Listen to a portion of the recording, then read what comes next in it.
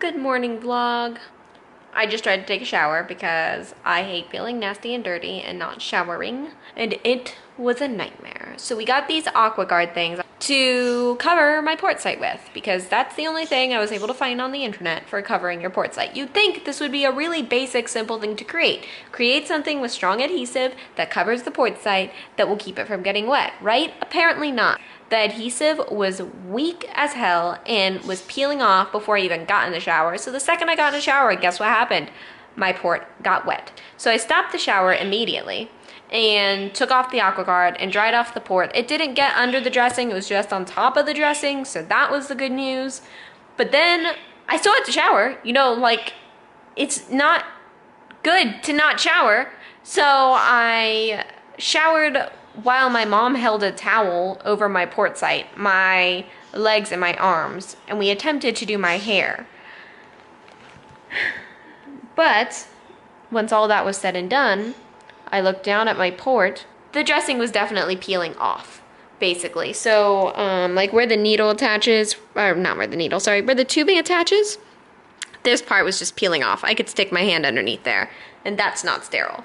So I had, at this point, I'm like stressing out because the longer the dressing's like that, the higher chance of infection. So I get my mom to go get me a mask and a Purell and a new Tegaderm because I'm all the way across the house in her bathroom because that's where I have to shower because my entire house is not accessible. That takes forever, or at least it feels like forever because this entire time I'm stuck with a dressing on and I'm not in a sterile place. She brings the one mask that for some reason smells super strongly like perfume.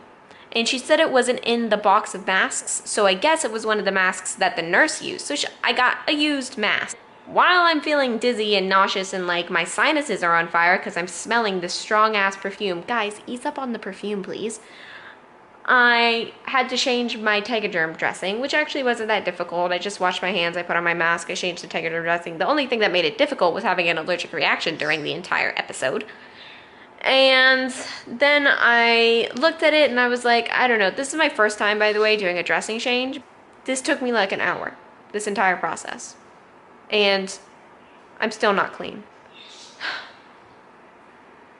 I really need some friends with my conditions that have ports and stuff, so I can learn stuff like this without having to discover the wheel again. I think that is probably the most frustrating thing about not having any friends with my conditions or my complications, because basically every time something different happens to me, like I get a wheelchair or I have to deal with a port, I'm rediscovering the wheel. You know, they already went through this. They already learned how to shower with a port. They already figured out how to get a custom wheelchair. I would love to have that sort of information available to me, but I don't.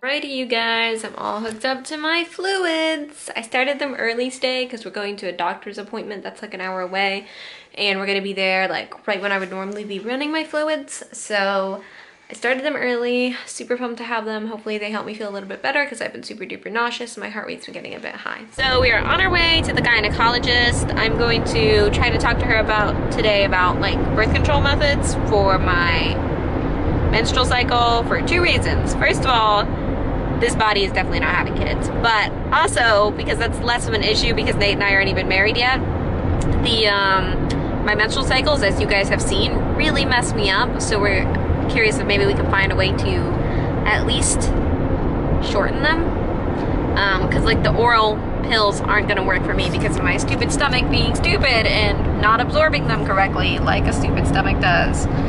So anyways, we're on our way to that. Hopefully she has some advice. Yeah, and the other thing we're gonna talk to her about is like those really bad menstrual cramps that I get that like not even the hydrocodone helps. We don't know if that's a symptom of something else or just because I'm dehydrated or what, but it would probably behoove us to look into that just to be certain.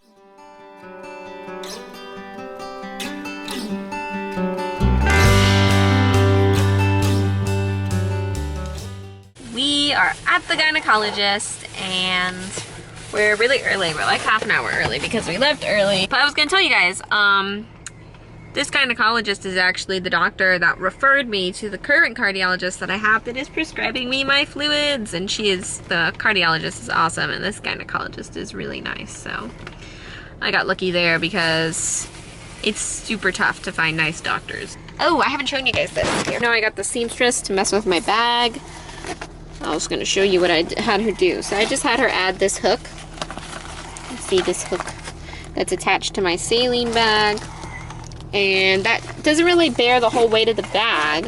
All it does is basically ensure that as long as this bag is upright, then the saline will also be upright, which keeps it from, it keeps the saline from like flipping upside down and then putting air in my line, which would be super duper dangerous and not good.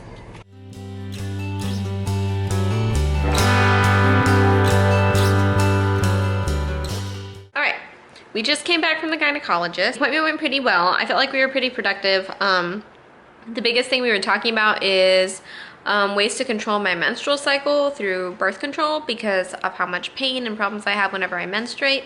So we settled on something called a NuvaRing that basically goes, you know, up there and just slowly releases the same sort of hormones that I was taking orally. But the nice thing about it is I don't have to take it orally, so we totally skipped my stomach, which is good because I was having a bunch of problems with malabsorption and things like that and vomiting up my pills, so they weren't working right. But this should hopefully work, and we won't really know until next month because I have to wait a month before I can put it in. And now I have to refill my pill organizer because I got a new prescription for a different dose of thyroid medication, so I'm gonna have to fix my organizer, basically. So let's do that.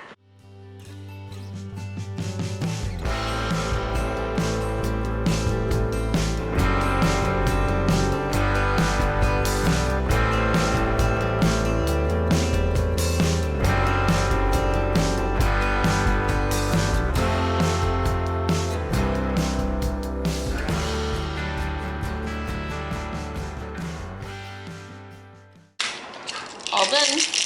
Well, my new Levo T, which is the hormone that I'm taking, is pink, which is super cute because pink and purple are my favorite colors, but also super scary because I am occasionally allergic to dyes and medications.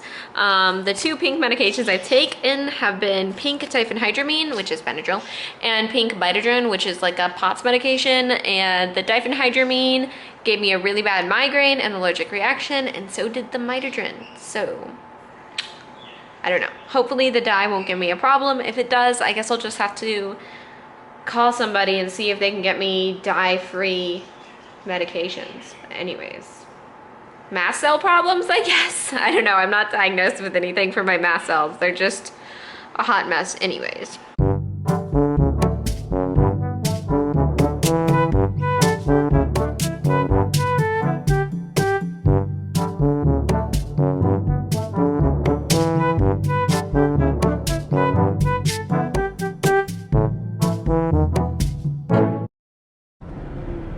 Here. Woo!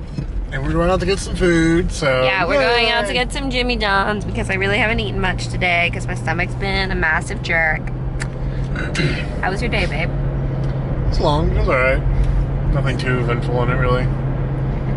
Just sitting there wanting to see you. Nice, that was squishy. I'm invisible, so you can't see me. She's right there. I was watching vlogs today and I realized that Jackie's thing is saying like, thanks for going on our adventure, and the Fry Life's thing is like the whole we will see you tomorrow, good night. And I'm like, if you're doing daily vlogs, you have to have a thing, babe. Yeah, I don't have a thing. I don't know what my thing should be. Well, we have to come up with one. That's what I told you, like, I know we have to come up with one. I know we have to come out with one, but we still haven't, and that's kind of the problem. Also, excuse my like pillow neck. My neck is hurting, so.